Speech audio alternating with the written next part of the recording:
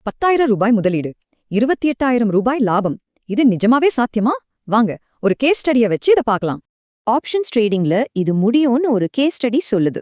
பொதுவா ஆப்ஷன்ஸ் ட்ரேடிங்னாலே நிறைய பணம் வேணும்னு ஒரு நினைப்பு இருக்கு இல்லையா? ஆனா மார்க்கெட் மொமெண்டம் சரியா இருந்தா சின்ன காசுலயும் பெரிய லாபம் பார்க்கலான்னு ஒரு கருத்து இருக்கு. சோ ஒரு பக்கம் என்ன பண்றதுன்னே தெரியாம ஒரு ட்ரேடர், இன்னொரு பக்கம் வாய்ப்பை தேடுற ஒரு ஸ்மார்ட் ட்ரேடர். அதாவது சின்ன முதலீடு பெரிய லாபம். இந்த ஸ்ட்ராட்டஜி எப்படி ஒர்க் ஆச்சுன்னு பார்ப்போம். இந்த case study LIC housing finance trade பத்தினது. இந்த ட்ரேட் மொத்தம் 3 ஸ்டேஜ்ல நடந்திருக்கு. முதல் ஸ்டேஜ் ஒரு கணிப்பு. அவங்க ட்ரேட் பண்ணது எல்ஐசி ஹவுசிங் ஃபைனான்ஸ். விலை குறையும் கணிச்சு புட் ஆப்ஷன் வாங்கியிருக்காங்க. இந்த புட் ஆப்ஷன் அவங்க வாங்கின விலை வெறும் ரூ. 10. ஸ்டாக் விலை குறைய குறைய இந்த ஆப்ஷனோட மதிப்பு ரூ. 38 வரைக்கும் போச்சு. சரி, வாங்க இப்போ ஒரு லாட் ட்ரேடுக்கான கணக்க பாப்போம். இந்த ஆப்ஷனுக்கு ஒரு லாட் சைஸ் 1000 குவான்டிட்டி.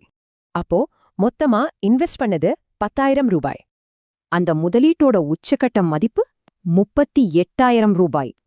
அப்படின்னா கிடைத்த நிகர லாபம் மட்டுமே ரூ. 28,000. சரி, ஆனா இது எப்படி சாத்தியமாச்சு?